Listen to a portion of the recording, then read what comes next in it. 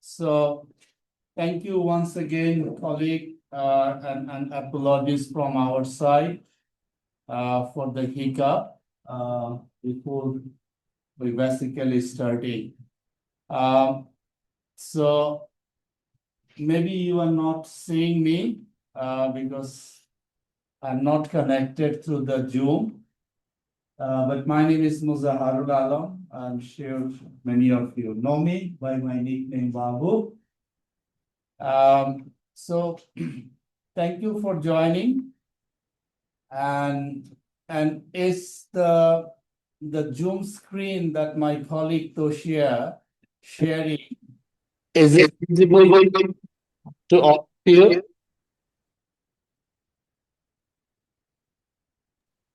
Babusan, yes, it is coming, but there's echo. Is there any echo right now?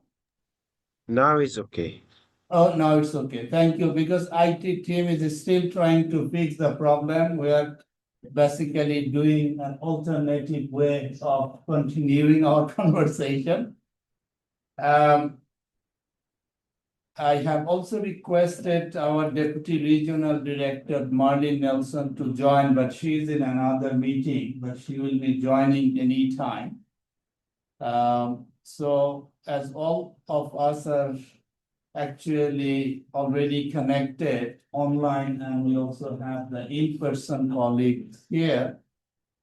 So let me begin about the follow-up meeting. So Tushia, can we just move to the next slide while IT is trying to fix the problem?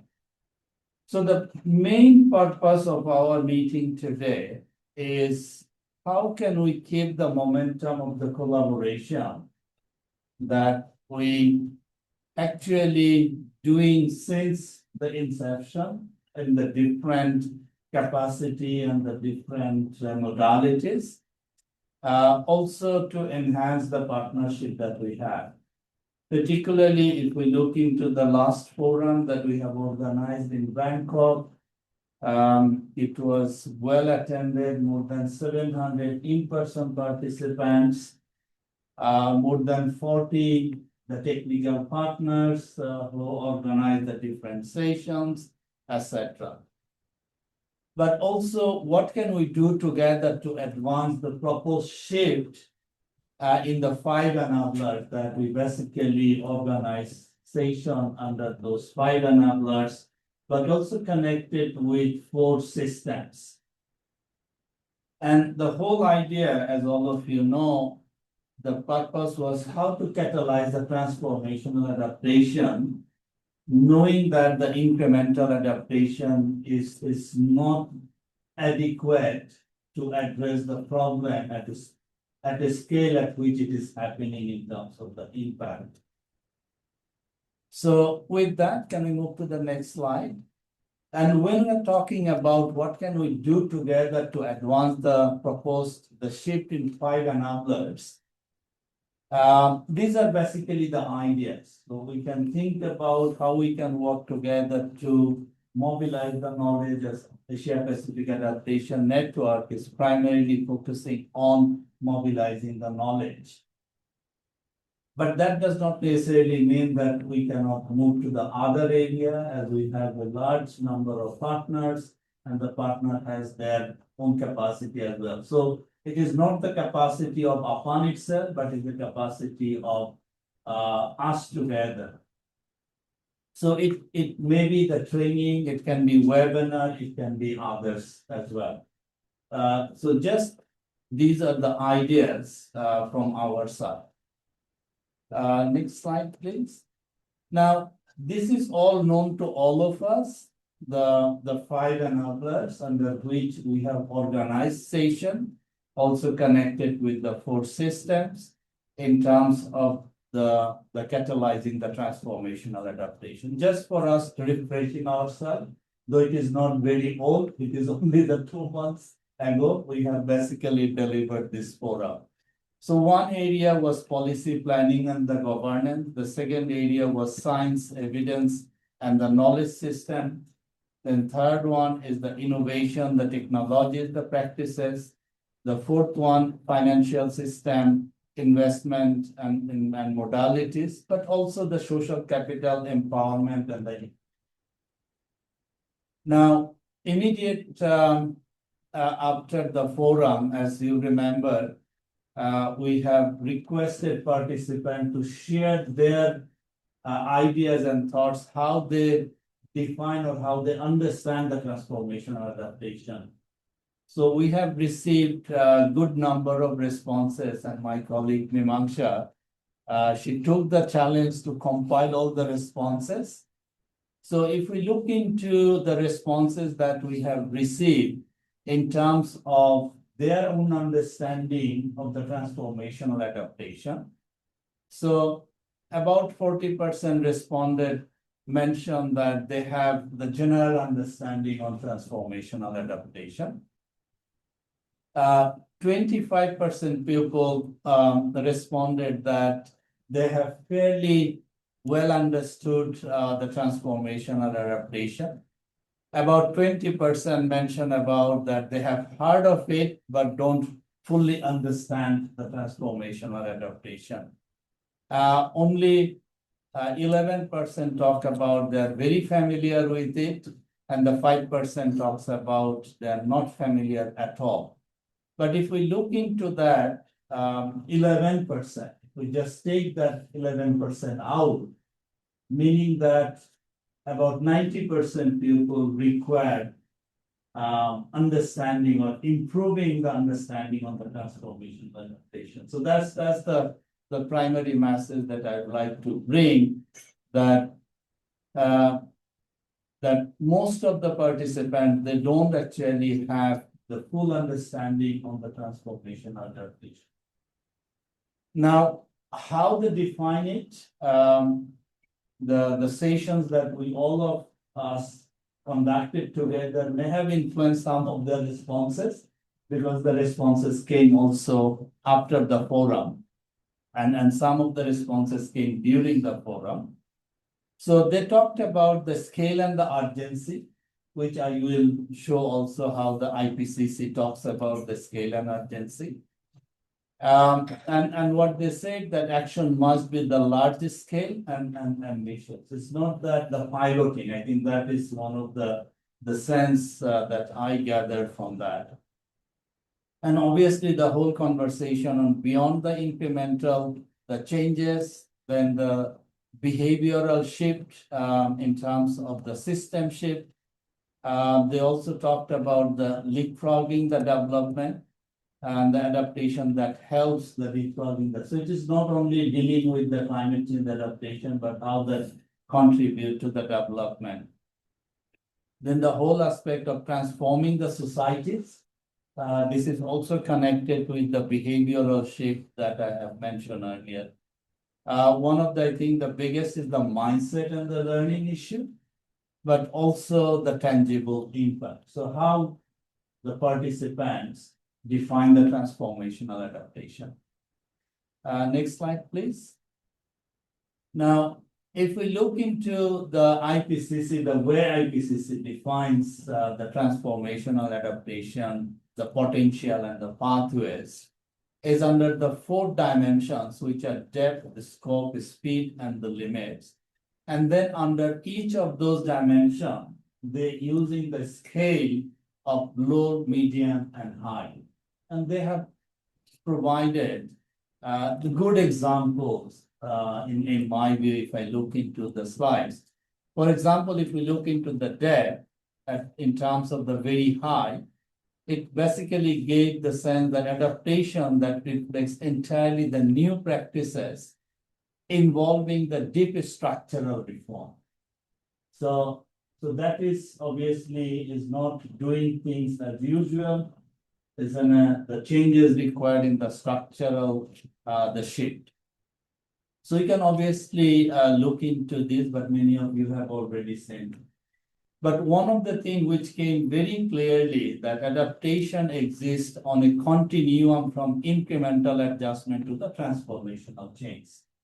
Now, it is basically not easy to understand, because the sectors, the location, the geographical scale play an important role. And that is how we see the low, medium, high against all of that. So this does not necessarily mean that the adaptation which are happening, they are not delivering, but whether they are delivering in a transformational way. Some of them maybe, some of them are not, but this is the whole aspect of the continuum between the incremental and the transformational adaptation. So what we'd like to do today with all of you is not that I'm going to present what we have summarized. Rather, we'd like to read it together if we go to the next slide. And this is what we have captured. So my proposal today is we work together kind of in a brainstorming that if we look into all those, the recommendation, what can we do together, as I mentioned earlier, either in terms of the new knowledge generation, organizing the training, organizing the webinar. So that's the type of the input that we'd like to get from all of you, the colleagues in the room and the colleagues who join online. So my proposal is that let's look into all the 5 slides that we have, through which we have captured the key recommendation came during the forum and what we can do. So this is my proposal. So I'd like to stop here and feel free to basically colleagues who join online. No need to raise the hand, unmute yourself and just share your thoughts. So Toshia, maybe we can keep the slide on the policy planning and the governance so that everybody will be able to see what we have on the screen and it will help us to initiate the conversation. So let's do it the slides separately rather than doing all 5 slides together. Is this a good idea? I'm seeing that colleagues in the room nodding. I'm unable to see the colleagues joining online, but please feel free to unmute yourself and share your thoughts as well.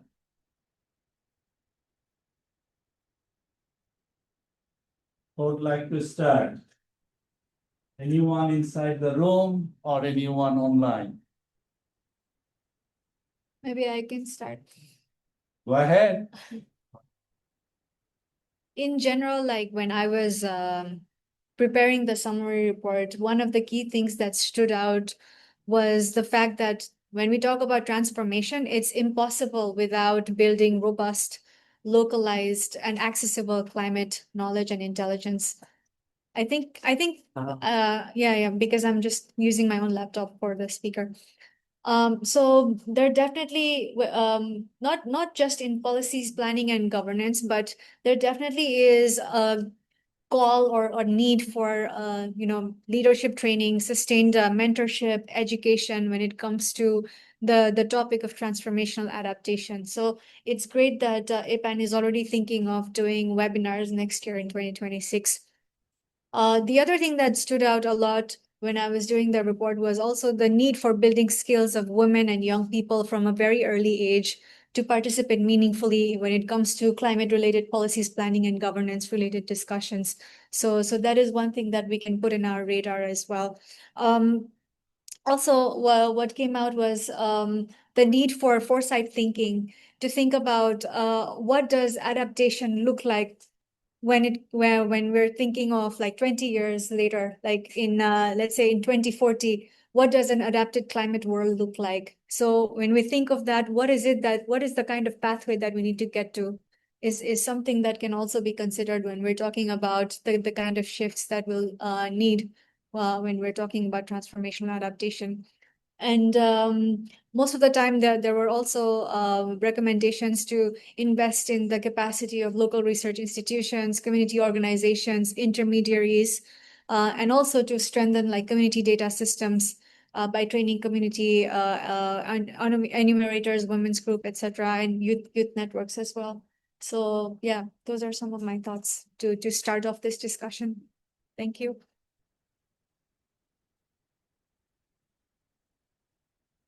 Thank you. Anyone online?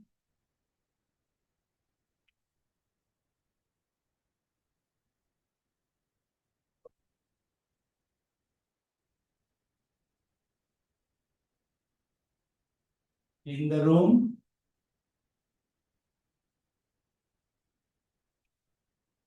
Yes. Yes, please use the microphone. Okay, great, thanks. And first of all, thank you very much for the opportunity, and also again for the very engaging, successful events forum.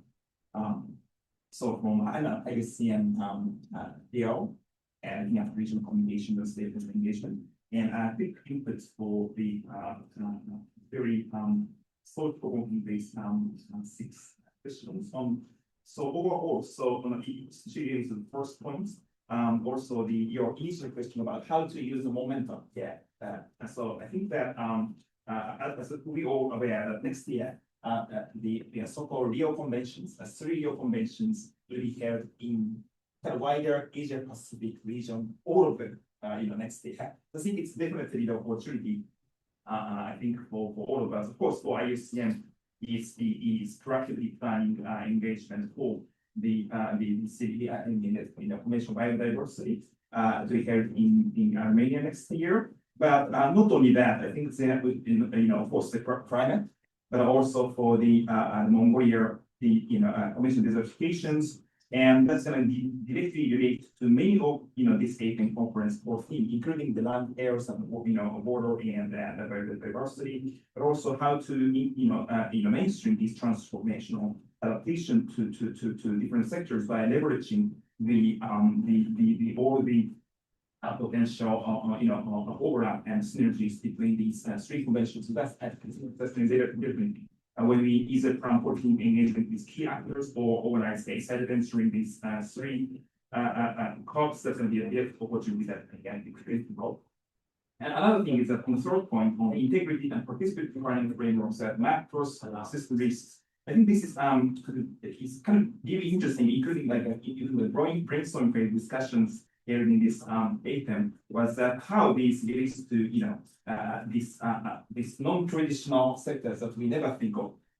For IUCN, also immediately 1 week after the APAN, we had the IUCN World Conservation Congress where many of you actually, as all of you, actually participated in there, and where we discussed how these climate nature nexus overlaps with One Health issues and water health and sustainable agriculture, green energy, and importantly also to leverage the finance, leveraging finance for transformational diversity and also this nexus of nature and climate. So yeah, that's quick input, and I think that's definitely opportunity for using this milestone. Thanks. Okay. Any colleagues from online? I'm not quite sure whether we have fully functional system or not. Anyone joined online? Would you mind to just say a couple of words so that we know that you are connected and we are listening you? There's someone raising hand, right? Yeah. SC, not sure who SC is. SC, please go ahead. Yeah, hi, thank you so much. I'm sorry, my name, I have to rename myself. Myself, Sushmita from Child Fund International. And I would like to add on the aspect of how to integrate child and youth-centric approaches into the planning and policy strengthening, where children and young people are engaged in the whole process. As the second bullet point in the presentation says very correctly about how best it is locally led and local leadership is being integrated. So here I would suggest for how children and young people are part of this whole process. Secondly, for including child sensitive indicators and mechanism in the adaptation plans, whether at the national level or the regional level, because without that it's extremely difficult for, even if we integrate child and youth centric approaches. And my third will be a shared commitment, which includes financial commitment as well, recognizing that children and youth are key in the transformational adaptation. So these are the three for this moment. Thank you. Okay. Anyone from the team or join online to add to this conversation? Hi, Babu. This is Binay. Hi, Uh, please go ahead.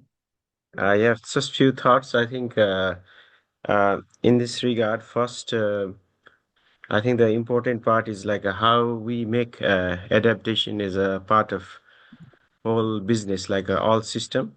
There's a point about cross-system risk. I would say adaptation has to be a part of all key systems. I think recent GEO7 also stresses on transforming the system. So within that, I think adaptation has to be embedded. So that's first part. And second is, I think what is not happening is we don't have a system to trace or report the state of adaptation, like whether they are copying or they are starting adaptation or they are in what level of transformation they are already doing. So it's early stage of transformation or very advanced stage of transformation. So that kind, if we can have some kind of training on that aspect, and with that, I think we could link localization of this NAP NDC. So if we can do that, there will be a kind of a connection from local to international level. Whatever local action on adaptation action happen, that could be reportable to the broader process like the GST. So I think if we could do create a kind of training or system like that, then maybe it will give a more practical way, because what we see in the ground is there are a lot of adaptation activities happening and very diverse priorities. But there's no mechanism or methodology to how to capture all those things and systematically feed into the broader system. Yeah, thank you so much. Thank you. Let me just quickly mention what I have heard so far. One is this integrated and the participatory, the planning framework. Now, what can we do as a group? Because it is not one sector, it is not one system that we are talking about. And if we look into the existing, the tools and the methodologies, we will find several are there. It is not that we don't have it, but what is going to be the value addition and whether this is one of the area of the work that we will be able to pursue collectively. So that is the first one. The second one, I think, is also good inputs, talking about the state of adaptation and also talking about the training and connecting it with the NAP, the NDC, the GST. But I think we can also then bring the whole aspect of the global goal on adaptation. As the last COP, they have agreed the targets. So of the indicators, I think it is around 60. 69. Something, okay, close to 70. So maybe that could be another area if we all feel that is the one area. So I'm saying that the two things coming out so far from this conversation. Any addition? Yeah, So all these recommendations are quite valid, but I wonder like if these recommendations should go beyond this room and beyond our peer stakeholder groups and technical partners, because most of the recommendations we're giving here are related to policies, planning, and governance, right? So I wonder if we should also involve in the future webinars and trainings and etc. like city level governments. Maybe we can connect with organizations like C40 who have a very good network of city stakeholders and mayors, etc. So they also hear what these recommendations are, and we can disseminate them where appropriate. okay, good idea. So maybe I'm just responding to you, Memamja, whether that would be a good first step once we finalize the summary report and sending it beyond us and sending it to the group who not necessarily participated in the forum. So forum plus the other stakeholders, so circulating it with them. And then if we organize anything by ourselves, we can invite them, or maybe even we can request them that this is one of the recommendations, whether they would like to organize something by themselves. So Sure. that kind of the idea. Okay. Karma. Yeah, thanks, Babu, and hello. I'm Karma from UNDP. So just a few thoughts from my side on behalf of UNDP. I think, in relation to what's just mentioned by Vansha, going beyond forum itself, I think it's important that we strengthen, country uptake by hardwiring APAN into national planning investment processes. Also going beyond not just stopping to like environment industry and the likes, but also, bringing people from planning industry, finance, treasury, so that mainstream transformation, working towards a system-based kind of approach. I think it should start from there, and then I think, and in relation to this, maybe we can also think about a structured kind of support for countries who are preparing plans, NDCs, and investment plans for adaptation. And more so, this is relevant because of the renewed focus on adaptation that has been met up, right? This one what was discussed in recent fall. I think this forum can really be, like a regional kind of platform for, a regional knowledge engine for transformation and adaptation. And I'm not sure we are doing enough in that area, but I think, even in terms of tracking progress, in terms of setting up frameworks, MRV systems and all that, I think there's a lot of knowledge, expertise in the forum, we can put together all this think tanks, experts, and then, develop this to support our national governments.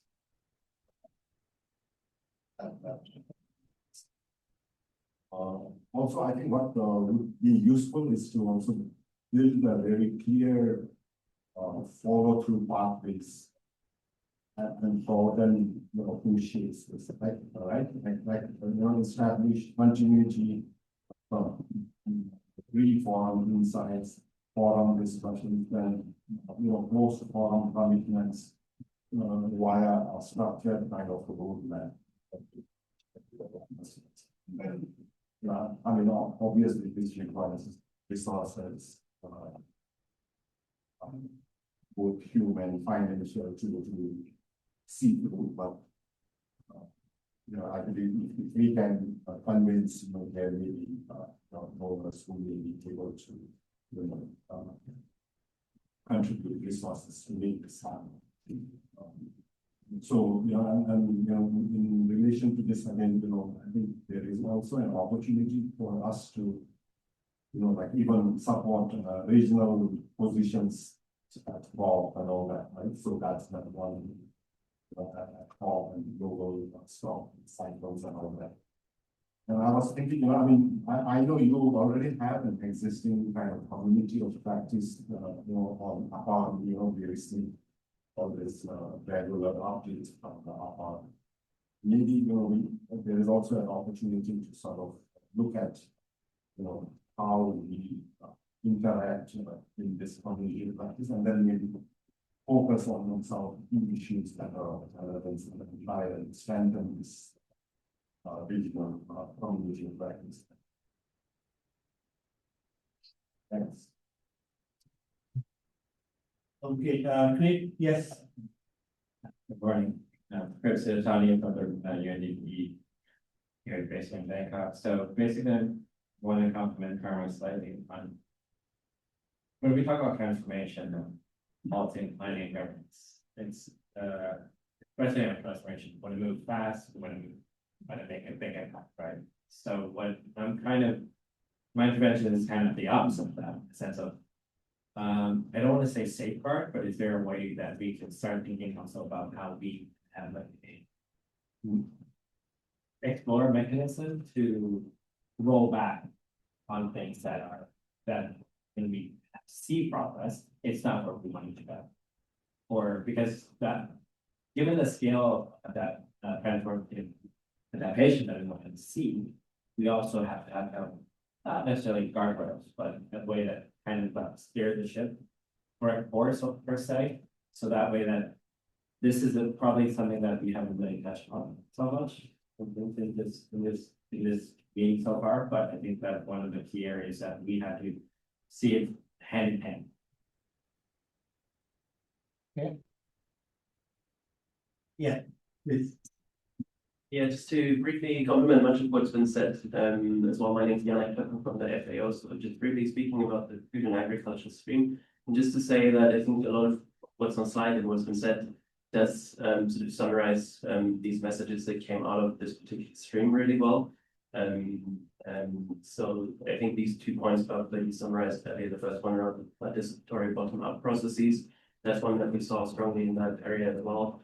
That's bullets 2 and 3 here, I believe. One example in the agricultural sector, for example, of the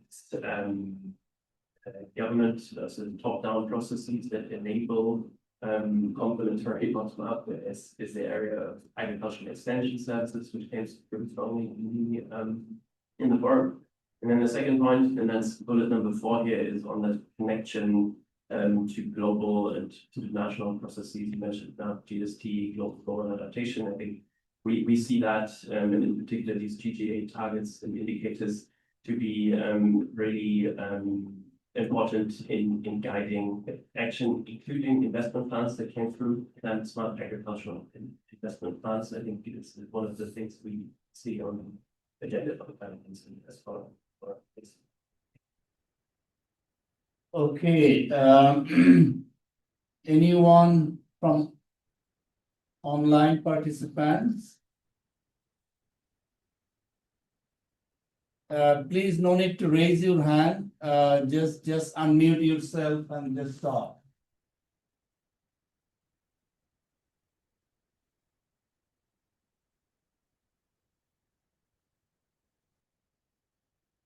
Okay. I hope you are hearing the room, including myself. I'm still doubt how the technology is supporting this morning. Can we move to the next area of our enablers? Toshia, can we move to the next slide? Okay. After the policies, the finance. Okay. Straight to the finance. I thought that the finance will come at the last. Because usually it takes, no, I'm just kidding, Toshia. So if we look into the finance instrument and the modalities, I think we have already mentioned about the finance as a part of the policy conversation. So obviously, let's continue. So if we look into what basically mentioned and what we have captured here is moving away from the project-based financing to more of the program-based financing. I think many of us in the room, but also there are players who are outside the room is delivering the project.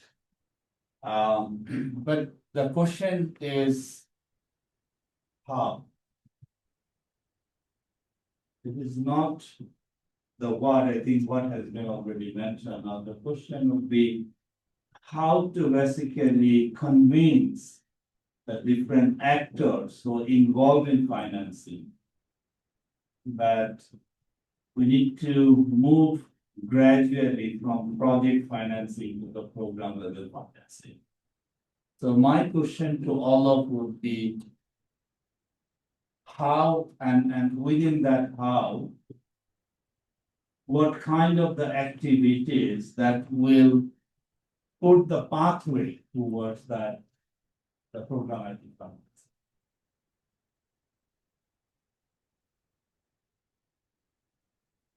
Now, the second one, obviously, the whole aspect of the accessibility, the transparency, and the accountability. I think this issue came in terms of the finance, whether it is reaching to the most vulnerable, the marginalized, whether it is reaching to the local level, all those aspects connected to that. Then obviously the financing, as we have heard, it is not coming from only the one, the sources, it is coming from multiple sources. Now, obviously the private sector, the whole issue is the de-risking tools, the thematic bond. So this is the diversification of the sources of funding, but as well as giving the confidence, particularly the private sector, that the risk is going to be taken care of by the public sector. So that kind of the things. Obviously, it also talks about where the money is going, which is connected with the climate finance system, the accessibility, the accountability. These two are closely connected. So do we have anyone to basically start? What can we do as a group? Niladi. Thank you, Babu. This is Niladrin from IUCN. So I would like to focus a bit on the second one because the project-based financing to program-based financing has been talked a lot, and there are a lot of organizations who are doing program-based financing. But the second one is very important, that when we get the finances from say big donors, there are a lot of regulations that has to be followed. And in many cases, the indigenous communities or the diverse communities do not have those financial structure to follow those regulations. So things like IUCN, you may all be knowing about ET funded program for the Global EBA Fund. And in those programs, what's happening is that the big donors are giving to organizations like IUCN or similar organizations, and then it is being dispersed as small projects and programs at the community level, monitored by organizations like IUCN, and then reported to the main donor. So I think when we are talking about transformational adaptation, as we all agree that it has to go to the ground level, and people who are connected to the land actually knows what has to be done. In that way, when we have this APAN forum, I think if we are going for financial mechanisms to support transformational adaptation, one thing can be that the forum actually, I don't know whether it's possible, but can be thought about, is that the forum accesses the fund from big donors, because organizations like UNDP, IUCN, FAO, UNF are all here. And then it gets disbursed to the next level as a fund for the communities to take it up and do the work on the ground. So that's my initial thought. Thank you. Okay. So it's basically one modality is to have an intermediary who will be taking the fiduciary risk but delivering the community level. Okay. So now the question would be how to have the more intermediaries to do that.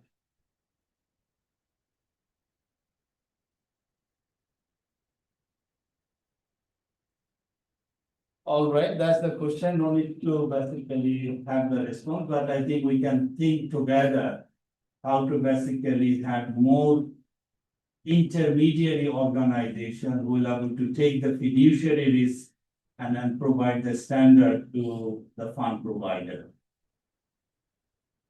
Anyone online?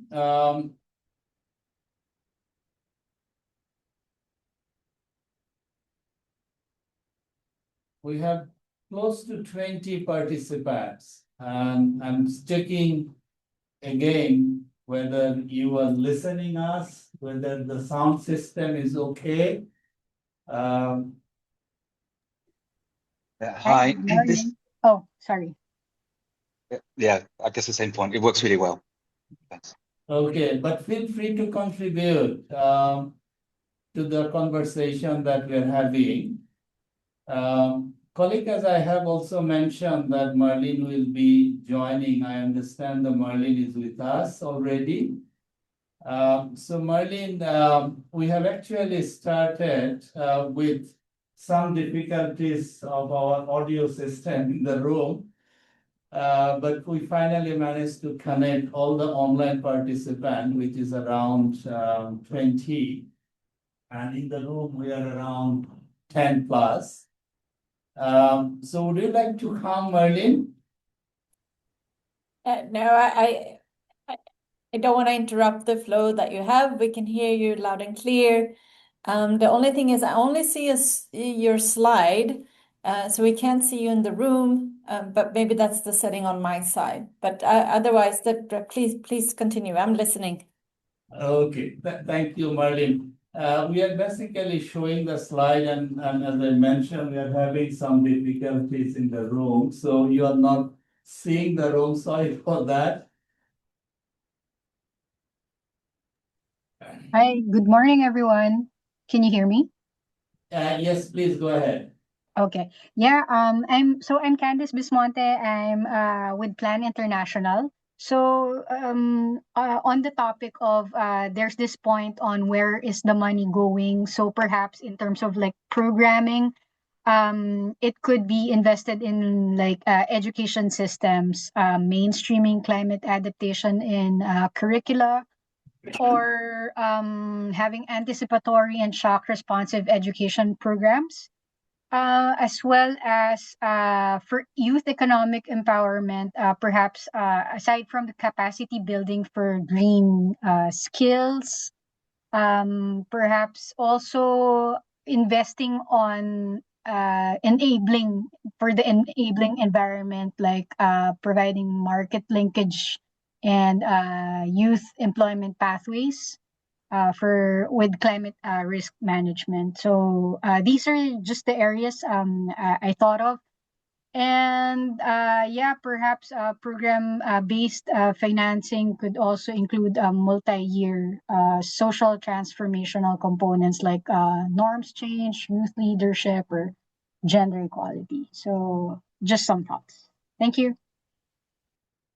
Thank you.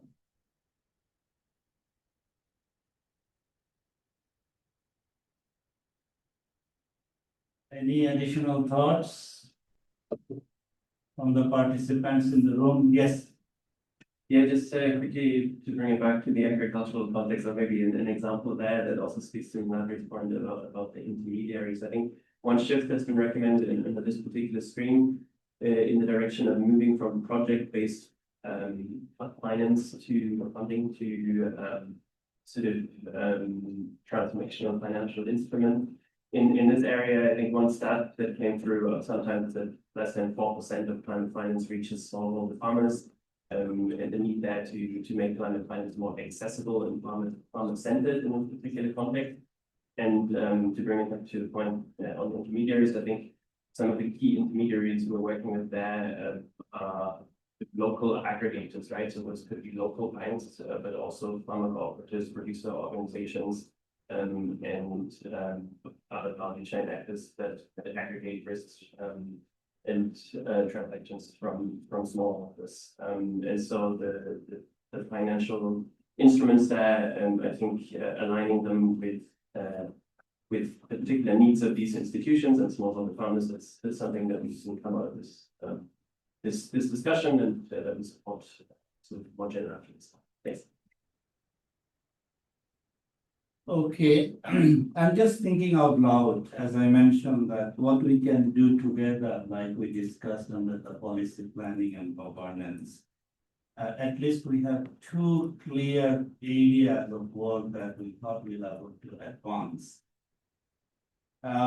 In terms of this financing, when we're talking about there's some progress happening, moving away from the project to the program. Also, there are the de-risking tools, the new tools emerging. Do you see any benefit of developing kind of a knowledge product on the shift happening from project to the program financing? The different way that it is happening, is it something worth pursuing? Is it also worth pursuing that how the de-risking tools is also working in Asia Pacific in terms of the adaptation financing?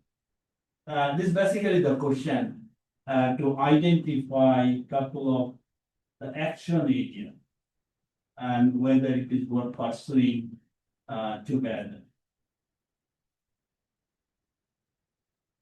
Babu, thank you, Babu. May I speak? Yes, please.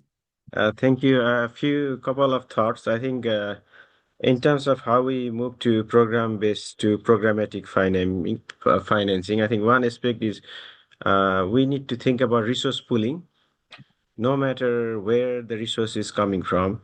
If it is coming for some adaptation or loss and damage, we need to have a system first to pool the different sources of to receive different sources of funding and not see each financing as a different kind of reporting requirement, but contribute to some common financing.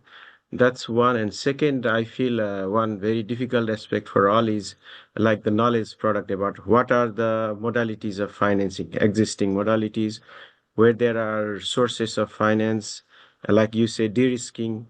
So if we see adaptation, the first stage of adaptation is always like there is a need for investment for somebody to take the risk, like what philanthropy does is basically they put the money in the risky investment. So once that de-risking thing happen, then other investment will flow. So we need to think about a system where adaptation financing not only contribute to reducing the vulnerability, but also as we move to resilience and transformation, that means it should be a kind of economic engine for economic growth and job creation.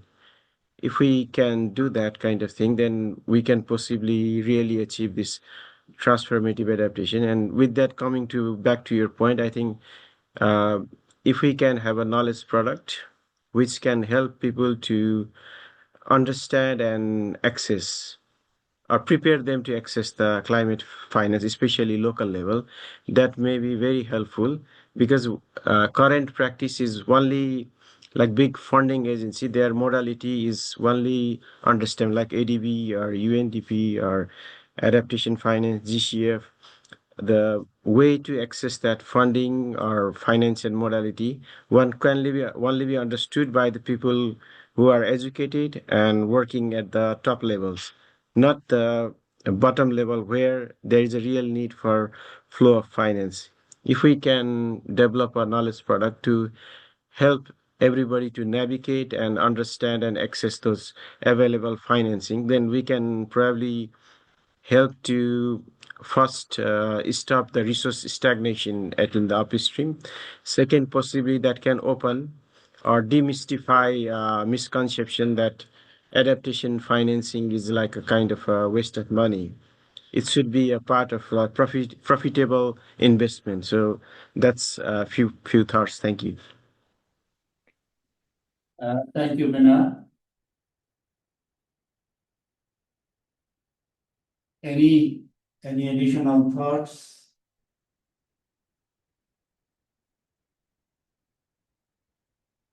I'm seeing Craig in the deep thoughts. All right. Okay, at least we have at least two ideas. One is the demystifying, as well as the knowledge product. Okay, so maybe we're taking note, we'll able to come up with a couple of action areas. So also on this, the second enablers in terms of the instruments and the modalities to finance the adaptation and how to make it more transformational. Should we move to the next enablers if we don't have any contributor, either online or inside the room? Okay, of course, yes, please, before we go. All right. Just a quick addition, maybe on the final point about the, organizing, businesses from not only from traditional, governmental-based actors, but from philanthropy and private sector. I think there could be an increasing opportunity out here. We also see in terms of the crime competitions. Like, for example, many companies are now, encouraged to like ENFD, financial disclosures for, how they do the kind of nature and standards, and we encourage, private sector and the private sector and especially, financial institutions have already, contributing billions on their core businesses to finance. So not only looking at, how to mobilize, actual funding for our project, but also facilitating its private actors with huge, financial resources to move towards, transformative implementation and the nature, nature-based solution for these, move, I should say, like shifting, encourage the shifting of the existing financial network in private sector also key. Okay, thank you. Great. Since I was deep in thought. I actually have a bit of a controversial thought in my head. That's why I was. Go ahead. I think there is no harm sharing even the thoughts. It's controversial, no problem. No, so basically, I was thinking of how capitalism drives profit, driven by profit, right? So the counter force, at least in historic terms, is often the unions to bring back, you need to treat your employees, staff, whatever, more fair in a fair manner. Is there similar mechanism that is like a union, but for transformational adaptation? Is there a way we can create that kind of, not really counter, but be a parallel force to steer on finance, on policy? I don't know if they do policy or if they do other enablers, but looking at it financing lens, because I was thinking union dues or whatever, then yeah, that's just a random thought. Sorry. Okay, all right. Is it okay to move to the next area of our work? Okay, next slide. Okay. The next area is science, evidence, and the knowledge system. And what we have basically captured, what Memangsha, you mentioned, the whole aspect of the foresight, the methodologies to anticipate the future shock, okay, linking with the food, water, energy. So that's the one area. The second is the participatory, the data generation, the community leading monitoring. I think this also linked what we already talked under the policy and the governance. And the third area is talking about that the science must work with the traditional knowledge system. So this is the third area. The fourth area that we have captured is ensure the visibility and the credibility of the local results in the national and the global reporting. I think what Niladri, you mentioned about the IUCN, the EBA fund, which is basically supporting the local, the community level work. But then the issue is how to bring it back to the national and the global level. Then the whole issue of institutionalize the integrated the vulnerability and climate risk assessment that capture the cross-sectoral impacts. Because usually if we look into the impact assessment happen, it's primarily the sector specific. Now the question is how to make it system-wide.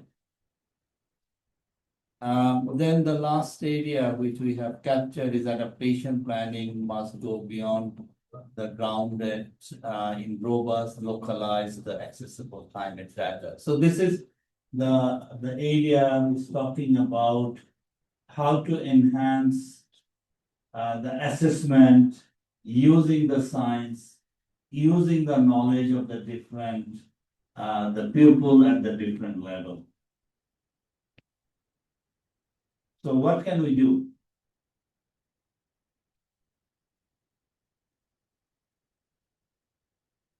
Niladri. Yes, thank you, Babu. So I think here APAN Forum has a big scope, a huge scope, because when we are doing the forum, there are a lot of side events, informations which were generated. So there can be an option of actually documenting them as part of a platform which is led by the APAN Forum. What are the new methodologies that are come for risk assessment, whether risk assessment is only at a country level or going down to local level, because many cases risk assessments are done at a very broader scale. So, and then suppose say agricultural risk assessments are the most difficult ones, because you do not have only one entity. You have an entity which is changing from sowing period to the flowering period to the harvesting period, and the risk assessment is at different stage, different risk. So, so these type of documentations are required, which needs to be available to partners and beyond partners. As in the initial discussion, there was something that it should go beyond partners. And so these, so the platform can be created as part of a APAN Forum to document these and share the information. Okay. So we have an extra task to do in during the next forum. Okay. Yeah, but before the next forum, which we'll talk, what can we do? Not necessarily have to do everything. That is also true. But just give a thought whether there is anything that we can think of doing in between the forums. No, what I meant was it's not about documenting from the APAN Forum every 2 years that happens. I am talking of what has already there. There is the information which is there over the forums that have happened, right? So if some of them we can at least think of creating a platform where we start documenting those innovations or the participatory data generation mechanisms which already has been presented. Okay, okay. Like a toolbox with different scientific tools and. Yeah. Okay, all right. I think I'm also thinking out loud. If we look into the science evidence and the knowledge system, it is not only the APAN bringing the different actors together. There are other initiatives as well. For example, the Adaptation Future Conference happened, which is basically bringing the knowledge of adaptation science. And they're also talking about the future, the knowledge needs. Within UNEP, we have the World Adaptation Science Program. I'm sure in other UN agencies, we also have similar the initiative. So maybe we can see which are the major the program working on the climate change, the adaptation science, something like that. It's just kind of an information note so that we know who are the major actors, including we have the network under the Nairobi Work Program. The Lucky is another. So maybe that kind of an information, the brief in terms of the adaptation, the knowledge and science covering the different the sectors as well as the different scale. Yeah, Babu, Yes. once again, can I just propose? I mean, if we look back to APAN Forum this time and past few years, I feel it's a right time for us now to think about some kind of regional assessment about adaptation. So what I mean is what Nilari just say. I think now we have understood a lot of things so far, but we haven't synthesized those things into one package. And the way we could do that is, I think IPCC already have a Asia and Pacific chapter, so I think they are doing more in-depth scientific assessment. But what we could do more creatively is to produce a kind of adaptation scientific assessment that is palatable to policymaker first, and that can also serve as a guide to the NGO or the CBOs especially who are working on the ground and who are basically connecting local level action with the like a upper level. So if we can have everything packaged into this kind of regional assessment, it doesn't have to be very, very scientific that we need another some kind of summary to help understand that assessment that IPCC is doing. What I am proposing is a rather more practical type of reference material, which anybody can see, like what's happening in each of this enabler, like that will package everything, like what we discussed so far. What kind of financial mechanisms are there? How to access that? What are the tools available?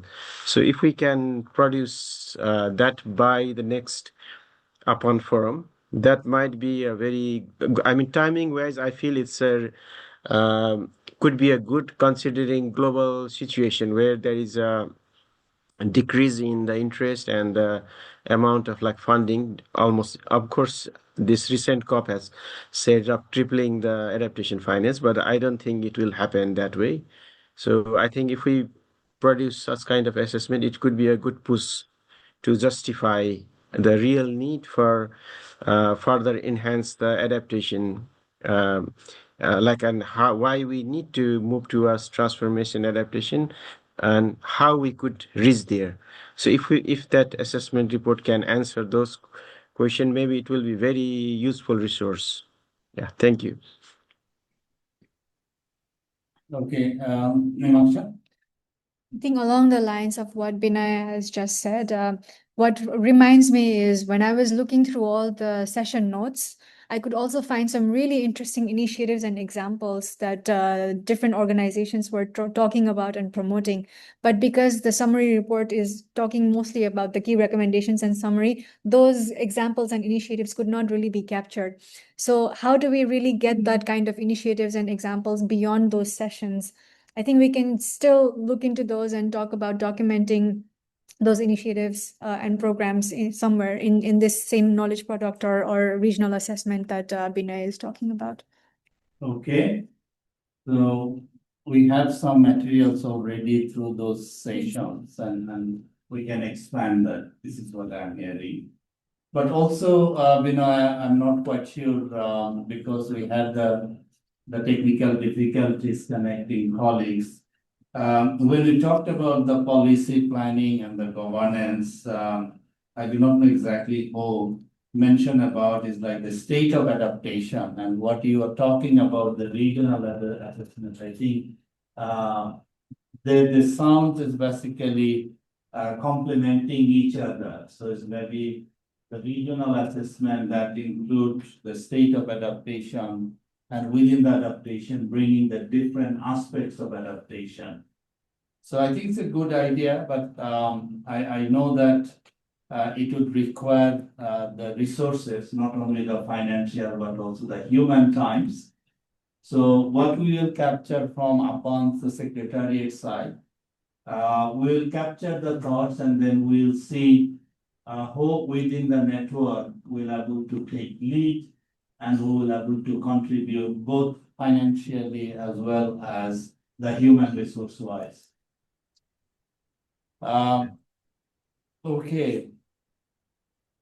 I think we're also getting the comments in the chat, mapping of the initiatives of the compilation of case studies, the compendium of tools and okay. Feel free to basically speak instead of just writing.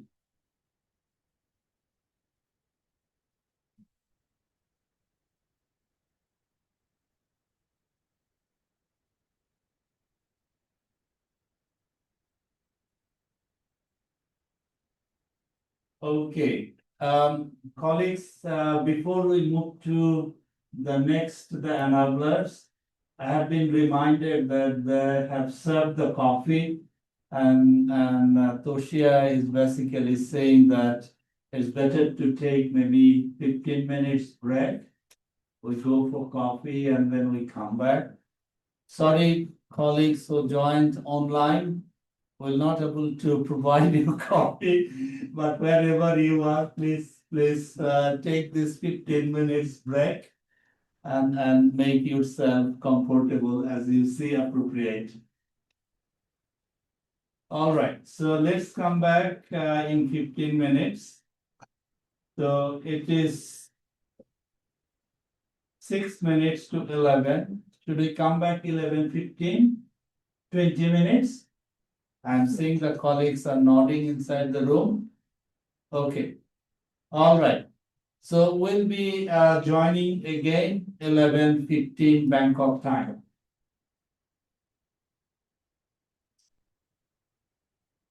I will mute this. Okay. And I am not quite sure whether this 15-20 minutes will able to get this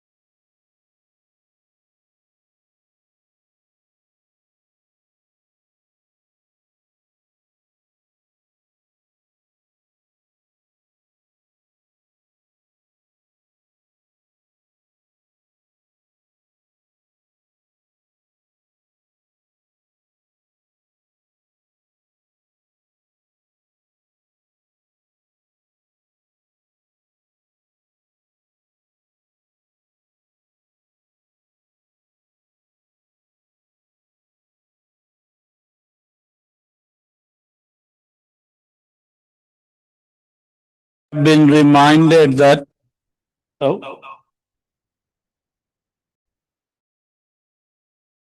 you check? Can you try? Okay. All right. Colleagues, let's continue. I think just 1 minute to 11:15. And I have been reminded that we need to finish by 12. I think we don't have long agenda, but we will, I'm sure that we'll able to finish it by 12, maybe 5-10 minutes beyond 12, okay, if we go. Can we move to the next slide, which is the innovation, the technologies, and the transformative practices? So what we have captured here in terms of the innovation, which must extend it beyond the tools and the technologies to include the governance innovation, institutional design, and the behavioral change. And it also basically referring to the rethinking of the system. For example, how cities plan their plan and what kind of the policies they enforce, how the communities co-create the solution, etc. Then also what we have captured is the adaptive, not the maladaptive. The innovation, I think this is one of the things we was referring when we're talking about the policy, the governance issues, so that the policy even not to go to a direction which will become the maladaptive. So what are the guardrail to put in place? Also, the transformational adaptation thrives in an environment that allows experimentation, iteration, and the shared learning across public, private, and the community, which is basically the whole of the society approach that we often refers to, as well as the whole of the system approach to embrace. Then also the technological innovation should be context specific, also designed with the local communities and supported by the participatory approach to ensure the ownership. I think that is also connect with the very first point we talked about, the participatory, the approaches when we talked about the integration and the participatory planning. So that is also when we talk about the technologies, that aspect also need to be considered.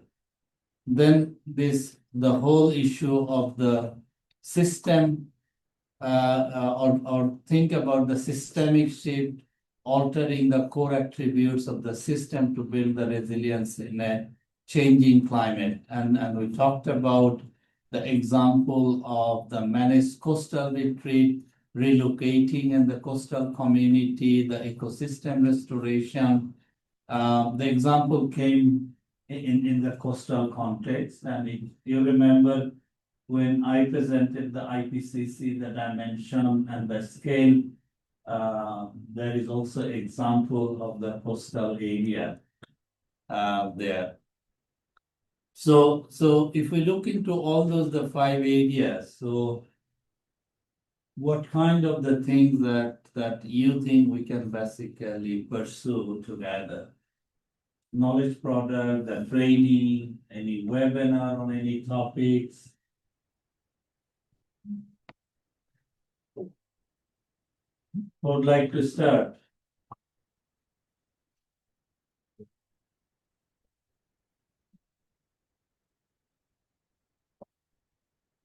If you'd like to contribute, just use the microphone.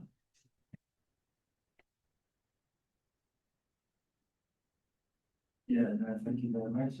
My name is Solomon from RCAP.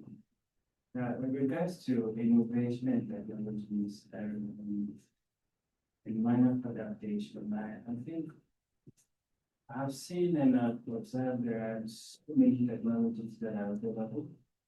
But the challenge at this moment is with regards to scaling of these technologies to get the benefits that is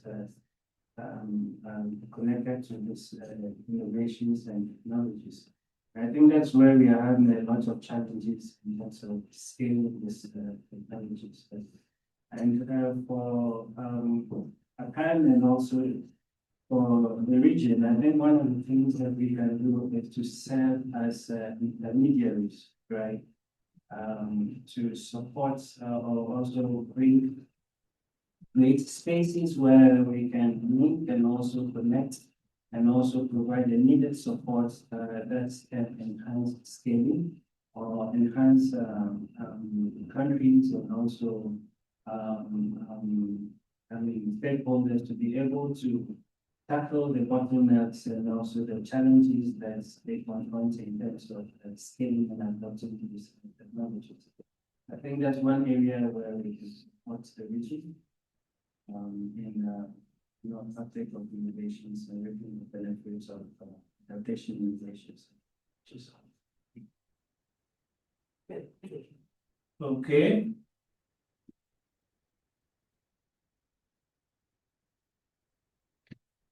Niladri?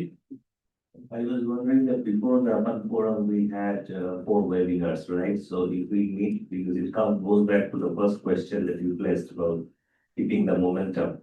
So we can think of quarterly 1 webinar till the next forum, because if it is, or maybe if we can decide on the time, whether it will be 2 a year or 4 a year, because everyone is busy with other activities, but that can be one to take the innovation technology and transformation practices to the wider community. So it's basically what Niladri, you were proposing that maybe one of the webinar can be focusing on these technologies, the practices, etc. Okay.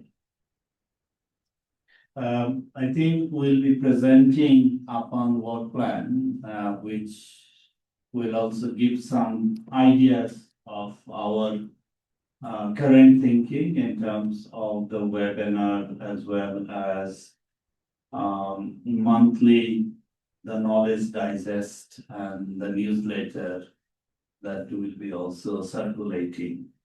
So we'll be presenting that. Any contribution from the online participants?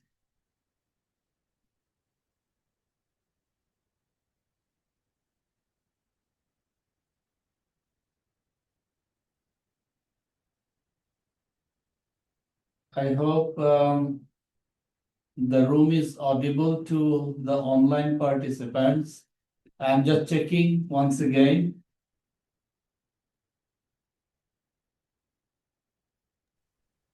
Yes, it is. Okay, any contribution? Thank you, Marlene. All right, if not, maybe then we'll be moving to the, oh, yes. Please. Thanks. Sorry. No, please go ahead. Yes, and really, I was also putting several, things, correct here. But we have a platform called Panorama Platform, which is, managed by IUC and MCS, but also, our, partners, UNEP and UNDP and many other international institutions where we're gonna have tens of thousands of solutions for the sustainable things, not only beyond the biodiversity, but also for climate and adaptation issues. And that's gonna be, as long as you meet the criteria, everyone can contribute. And it's kind of visually centered, combined with data. I think it might be a nice tool to share the previous topical knowledge, but also innovative solutions and transformative practices in single one platform. That's for info and potentially happy to share more here in instance. Okay, all right. Yeah, so, Yes, Karma. yeah, so I think this, my intervention touches upon the earlier proposal for knowledge products, right?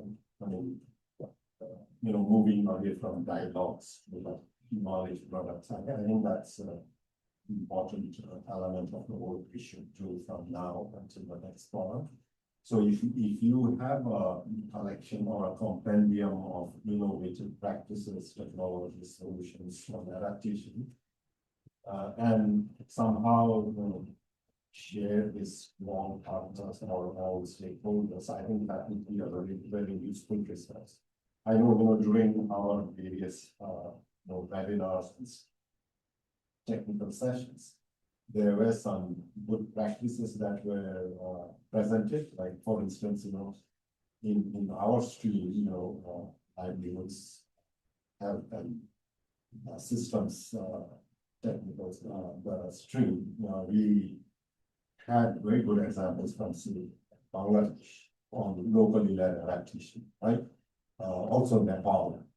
So, and we could put together all this, and I don't know how to do it, in terms of, maybe we should have a structured approach, and what I proposed earlier to maybe a community of practice or through webinars, generate all these ideas, have a collection, and then sort of put together knowledge product. I think that would be useful. Okay, so I think what Karma you were saying, and I have also seen some of the input through the chat in the Zoom is the compendium of the practices. Now, whether we'll call them good practices, best practices, what are the criteria to use? But because you lead one's system, so if the system leads basically think that it would be a good idea to start bringing those good best practices, whatever we'd like to call, in a compendium, which will be a knowledge product. So we can basically take this idea with all the system leads, and then if all the system leads consider this is a good idea, then maybe we can have a specific conversation on this and how to advance it. And from APAN side, obviously, we can take lead in terms of reaching out to all the system leads and the other partners who can basically then come together to develop this compendium. And I'm just thinking out loud, if we do the compendium, that could be also a good input to the state of adaptation or the regional assessment that we are also talking about. So I'm seeing that interconnectedness of those knowledge products. So one is the compilation, maybe the second one is based on the compilation, having the assessment, something like that, maybe with some additional inputs. So that could be one way or a pathway to bring things together. All right. And Babu, can I say something? Yes, please. Okay, thank you, Babu. Just one idea about this compendium. I think if we think of I think it also links to finance and the regional report that we discussed. I think if we just think about just showcasing the cases, I think it might just end up there. I mean, like if you see this AP platform, that's also doing the same thing. Different cases are being added every year. But what is missing is like having those compendium. Can we also add how those good practices, let's say for the sake of convenience, could be implemented? What are the financial modalities? Like if we can show how any government or entities can apply that good practice and what are the sources of finance. If we can clarify that, I mean, if we can link the compendium, the good practices with implementation, how to scale up kind of information, that could be valuable. Like, for example, if we say there is NBS practices, nature-based solution practices, it has been successfully applied and maybe some country want to apply it. So if we say like there is a funding mechanism with support to implement that kind of solution, then it will add a value. I mean, any entity in any country who thinks that solution is appropriate and can be customizable, they can then have a way to see like how I can implement, where are the sources of finances. If we can do that, it could be a little bit better than just publishing a compendium, which is, of course is a very good idea. But if we can supplement those additional information, then the value and utility of the product will be higher. Yes, thank you. Thank you. I think this is a good suggestion. It's not only the compilation, but also the value addition to add to it. Thank you for that. Okay, it seems that the video is working now. I think we're improving over time.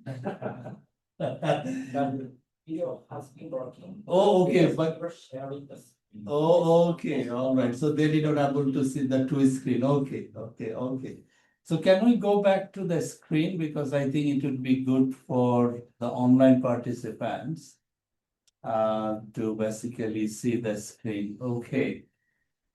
Now can we move to the last one? This is where I will request maybe Karma, because you lead this is the social capital empowerment and the equity. In one hand, it is the enabler, but also we have the specific talk that this is also a system that we need to basically work on. So what we have captured in the social capital empowerment and the equity is the transformational adaptation needs on the local ownership. Also specifically mentioning the women's leadership there. And I think this the ownership aspect came in number of areas. It is not only empowering them, but taking the ownership as well. And also we talked about this the equity as a performance measure. That also connect with the justice aspect, the transparency aspect that we mentioned earlier. And also is the clear the communication system, as well as the resilience grows when the community can define and measure their own priorities. I think that also connect with the policy, the planning, and the governance aspect when we talk about the integration and planning together. I think the connecting the national, the local, the integrated planning aspect. So I think the many aspect we captured here is also being reflected in other enablers.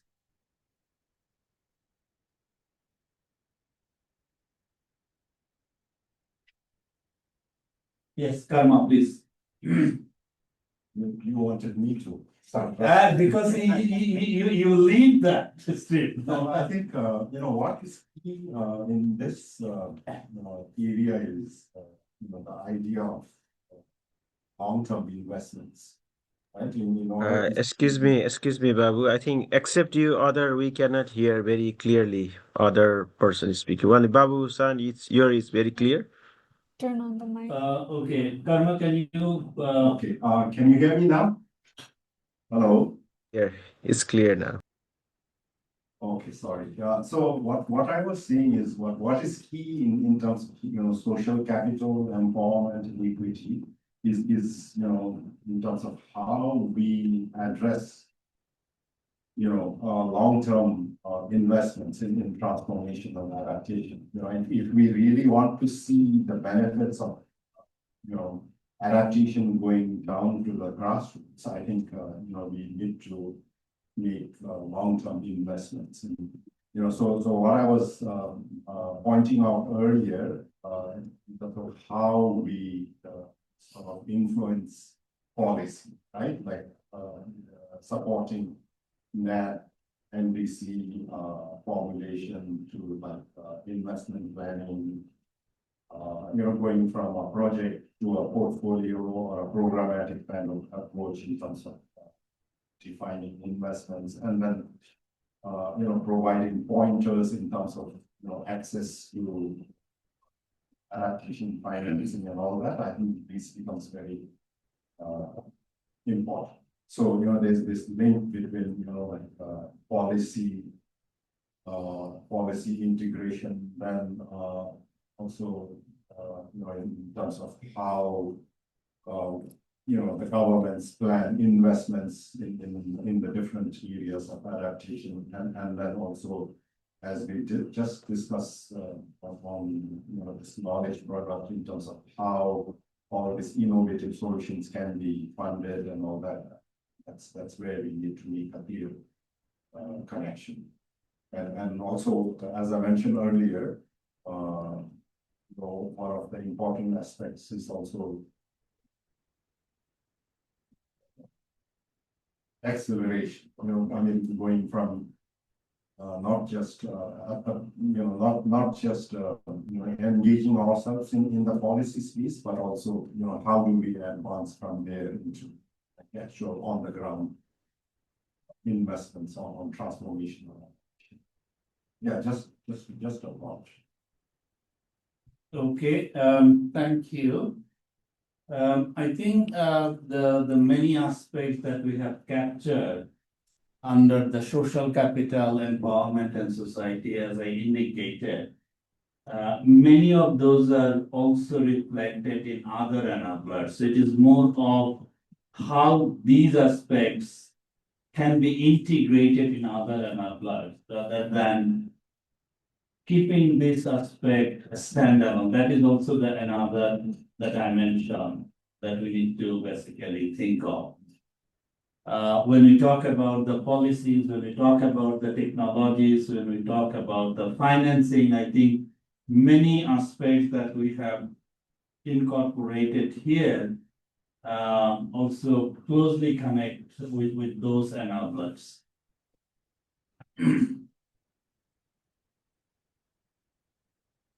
I think we also receive inputs that suggestion to include the children's along with the women and the youth in the climate adaptation. Well noted.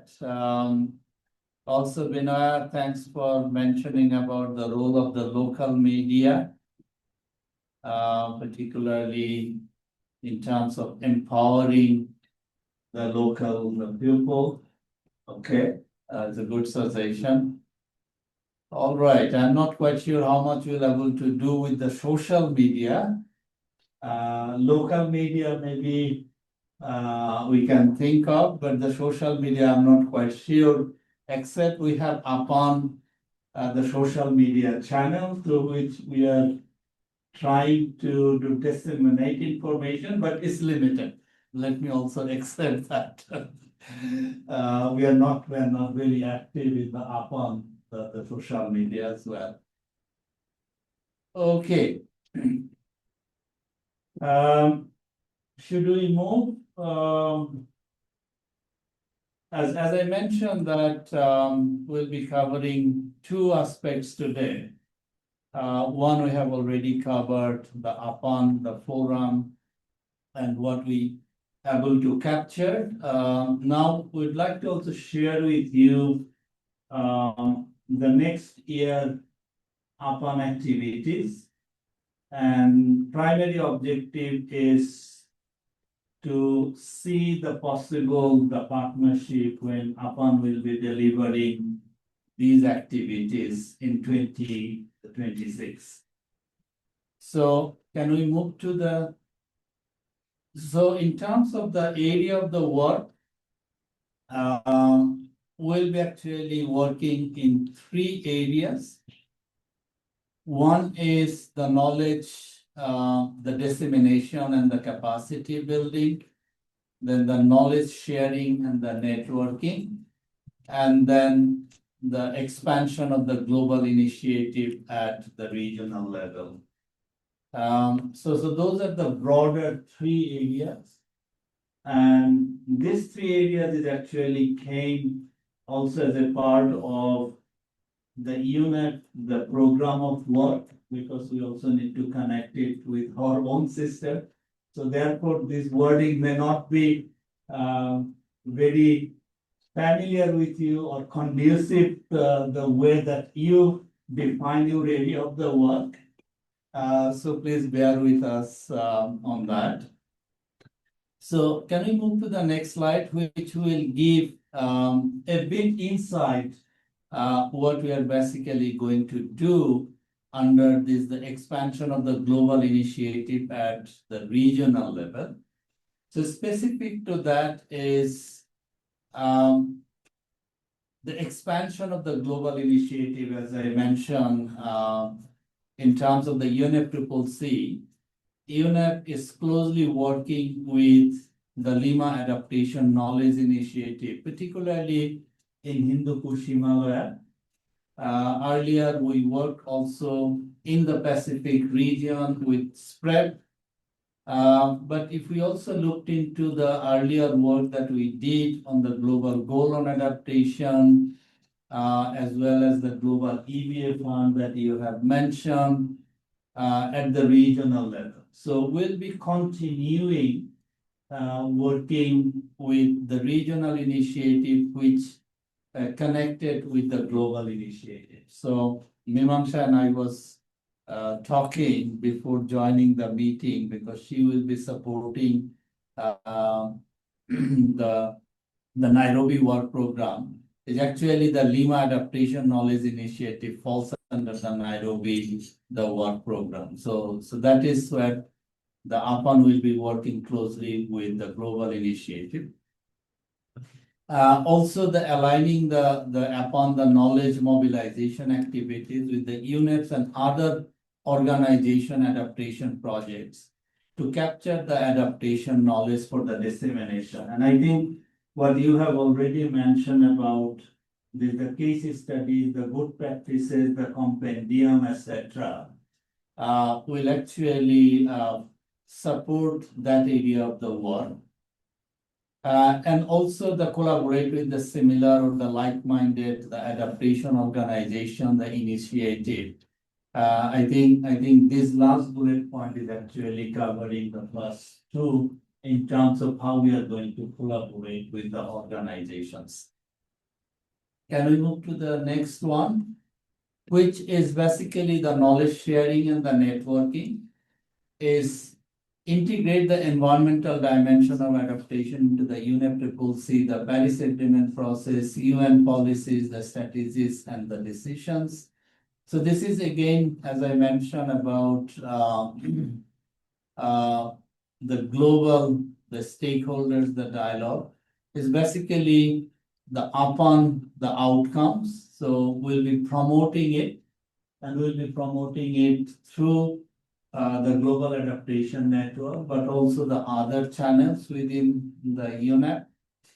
One of the things you may have also attended, one of the deep dive sessions that we have organized on the framework for assessing the climate change and the disaster-induced the losses and damages of the ecosystem services and the biodiversity.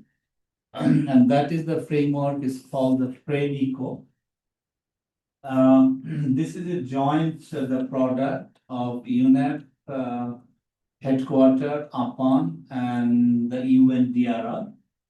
And we actually invited the UNU as a technical partner. So this the assessment framework is actually ready. Now we have started piloting it in number of countries in a different ecosystem. And if we look into the different ecosystem, the climate risks are also varying. So I'd like to see that how this framework functions. In the World International Mechanism, the executive committee, they have actually endorsed this framework to apply. And hopefully this is going to be one of the tools among many others to assess the non-economic losses. And that will help country to access the loss and damage fund in future. So we have made a good progress on this, and we have already started piloting this framework in Philippines. Lucia was basically there on mission with the technical team. We are actually aiming to expand it in Nepal, Bhutan, and Maldives. Those are the three countries. So the government of Bhutan is very supportive, and they would like to basically pilot it there. ISIMO would like to see whether we can use it in the mountains in the context. And in Maldives, it is going to be the coastal area. So that is what we'll be doing next year. In terms of the webinars, we are aiming to do 4 webinars next year because we don't have the forum next year. So we think that it will be good to organize the 4 webinars. We don't have the topics, but what we thought one of the topic would be, let me start with the last one, the synergy report. And many of you may aware of this synergy report that IGS is basically supporting. UNEP and ADB is leading that. So what we are aiming to analyze the case studies that the synergy report is going to include. And we had a good conversation with the IGS team, and they inform us that they're aiming to include 100 case studies as an annex to the synergy report. And what we will be aiming to do in 2026 to review all the 100 case studies and to see whether those case studies has the elements of the transformational adaptation. Again, the 4th dimension, as I mentioned, is a part of the IPCC, and the scale of the low, medium, and high. So that is the framework that we are going to basically use and reviewing 100 case studies. We hope that there will be 100 case studies as an annex to that synergy report. So that could be also a good source for us when we talk about the compendium of the good practices. And maybe we can start adding to that 100 cases as well. So one of the webinar, in addition to producing that report, we'll be using that report as a basis to organize a webinar to disseminate that what we have found. And that is going to be the very last webinar in the 2026. We'll be doing other 3 the webinars. And we have some ideas in terms of the topics, but we think that many partners who supported the APAN forum will be able to join, like we delivered together the webinars. So that's the 4 webinars that we have in mind, in addition to developing the report based on the case studies. Next. Then this is the 3rd area, is the knowledge dissemination and the capacity building. This is primarily the newsletter and the digest that we are sending. So we'll be reaching out to all of you the way we are sending the email and requesting you to provide the inputs, and then we summarize and we send it out to, I think we have now about 7,000 the individual email dossier that we send this newsletter and digest. We are also going to update and upgrade the APAN website. We are still struggling managing in the 2 platforms, but we are aiming to synchronize or not the synchronize, basically managing one. We are still working on it. And then obviously, as we are aiming to do the next APAN forum in the 2027, obviously we'll be initiating some conversation with potential hosts of the forum. But one of the things that I'd like to propose as a part of keeping the momentum, not thinking about after we finalize the post, how we as a technical partner, we can basically continuously engage in the process. That is not joining at the very end, who is going to take the lead on what and what kind of the engagement, the workload. I think we have learned from the last two APAN forum that engagement as early as possible helps all of us. So that is one of the things that we would like to propose, that we will be keeping all of you posted on it and engaging you throughout the process so that it does not come as an afterthought, but is a part of the planning exercise. So that would be from our side. I think that's probably the end.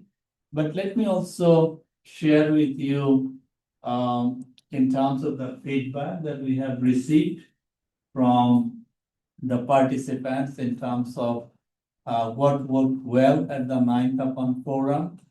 In terms of the relevance of the content, I think it's a strong, is a high quality expert speaker, clear focus on transformational adaptation, and also the practical insight on the resilience, the NBS, and the finance. In terms of the diversity and the inclusivity, I think we have also received the good inputs, because it's basically include all the key, the actors, the stakeholders that needs to be included. Whether the networking was meaningful, the cross-country, the cross-sector connection, the bilateral, the fair exchange, the partnership is strengthened. So these are the 6 areas that we have received the good feedback, what worked well. Next, what could we improve for the next APAN forum? Obviously, in any big conference, time is a major challenge, obviously. So that is the first thing came, the time and the flexibility. They suggested the longer breakout, the panel discussion, more time for the Q&A, the fewer presentation. I think couple of sessions we didn't able to basically convince the partners to reduce the number. And I think one of the reasons behind also, we tried to accommodate as many partners as possible through marketing. So that was obviously also another challenge. But I think this is very standard, the feedback on the time and the flexibility, and also the deeper interaction, which also connected with the time and the flexibility. It's not isolated. The stronger collaboration pathway, a space to co-create and working together. I think what I'm proposing is basically, if we're able to maintain the continued connection, I think we'll be able to address that point. More action-oriented outcome, I think that will be part of our design thinking and thought process. The post-forum access and learning, the material, I think we'll be taking some action. We still have the Indigo platform through which we'll able to share some materials, but we need to work on that. I think we have collected all the presentations, everything with us, but we need to see how best to actually share those materials through the platform we used for the APAN forum. Community beyond the forum, I think this is what we have already talked. Mimamsha, you also mentioned about other, but please also help us connecting with the other, the initiative and the platform, because you are also connected, not necessarily that we have all the knowledge. Okay, so please help us on that. Inclusion and the representation, I think this, in my view, I think we did good this time. We gave the youth the specific the session, not only inviting them speaking in the session, but also giving them space. And we actually gave them the space and said, you design it, we're not going to interfere. So I think that was a good steps. Logistic communication planning, the room size, the pre-registration, obviously. Those are the things not always in our hand. The venue actually restrict us many things, particularly this time we organized it in the UN compound, so we need to basically follow the UN security, the logistics, the requirement, and that comes with inbuilt some constraints. So that's is out of our hands. All right, I think additional comments and suggestion, I think that's part of that. Thank you for all of you joining. I think we have 5 minutes. I think we can spend general reflection and any additional comments and suggestion to APAN Secretariat. I think you can stop sharing the screen now. And maybe we can make the room visible to also the online participants. Yes.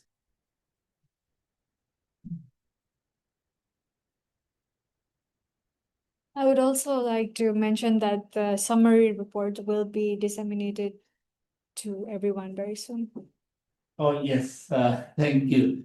No, let me just also thank all of you for providing the comments and suggestion on the draft, the summary report, which will circulate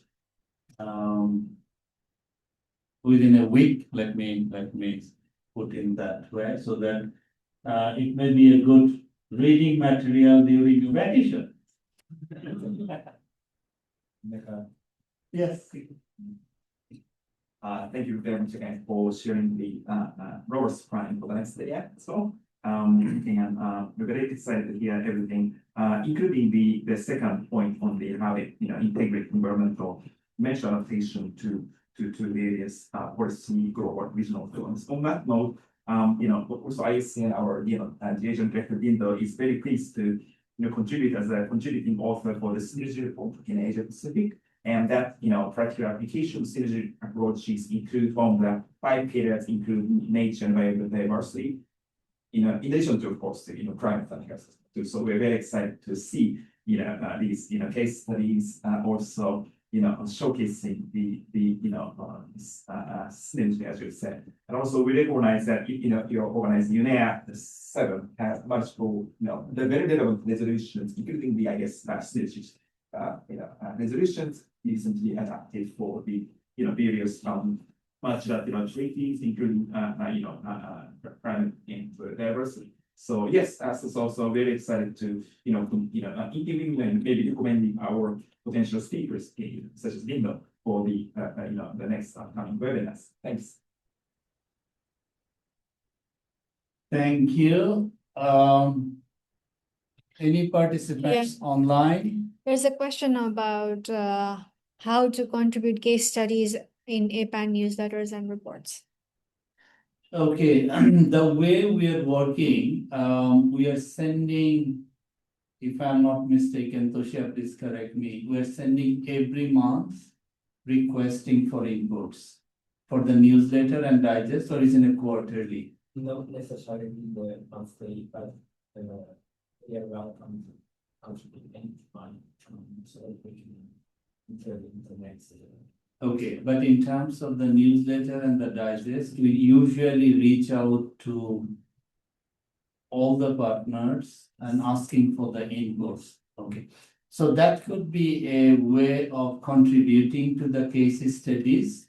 So we will come up with additional thoughts. So we'll be reaching out to all the partners as well as the individual who are part of the network to contribute to. Maybe what we can do, we can come up with the specific the request to contribute for the case studies in addition to the newsletter and the digest.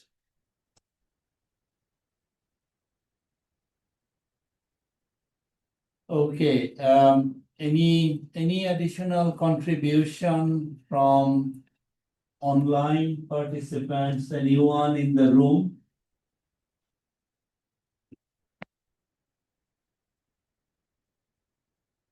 Okay.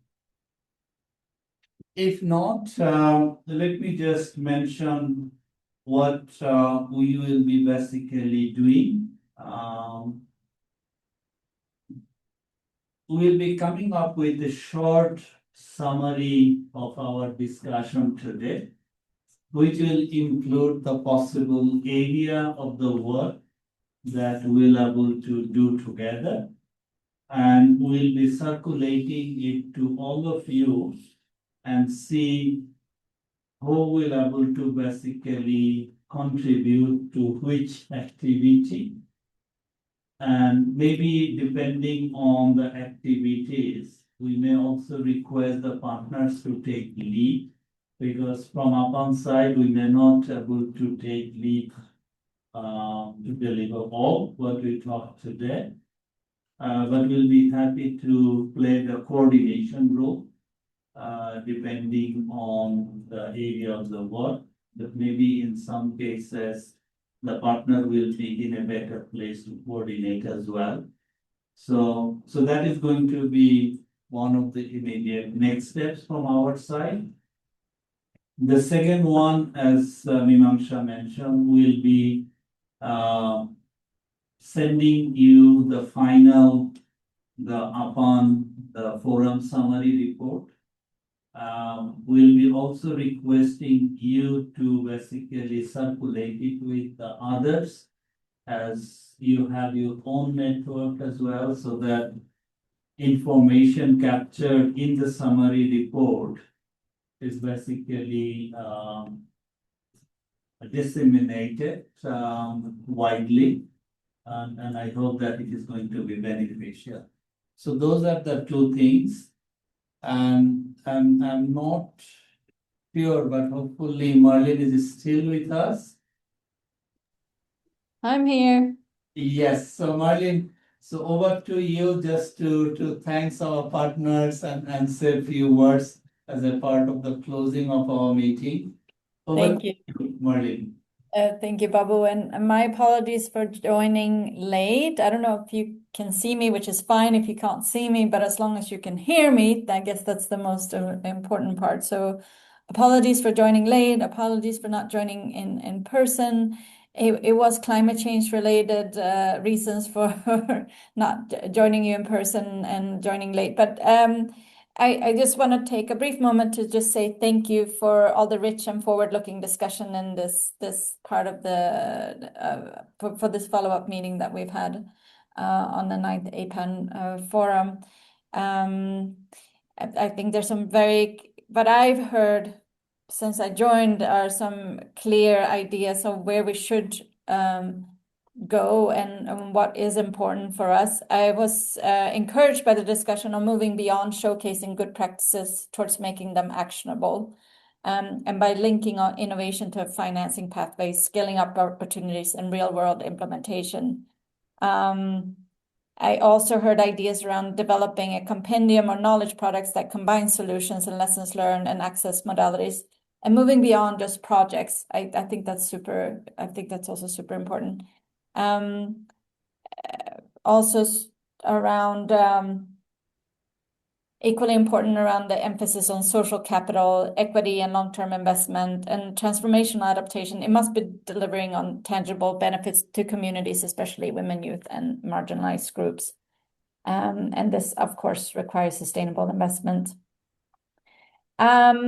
Yeah, it's clear that what's shared today is the forward activities, that we have webinars, knowledge projects, partnerships, and continued engagement, and that that gives me confidence that the momentum from the 9th APAN Forum will be carried forward in a practical, inclusive way.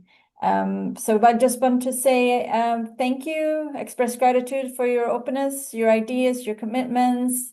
We, all of us at UNEP, we look forward to your continuing engagement on this and then journeying with you, and that we continue to translate this shared knowledge into meaningful action and adaptation across the Asia and Pacific region. So thanks again, Kapun Ka.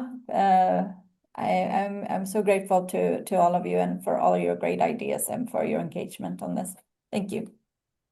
Thank you, Marlene. Thank you, colleagues, joining online and joining here in person. Thank you once again. We'll continue our collaboration and hopefully we'll be able to advance the catalytic, the effort towards the transformational adaptation together. Thank you once again. Bye for now.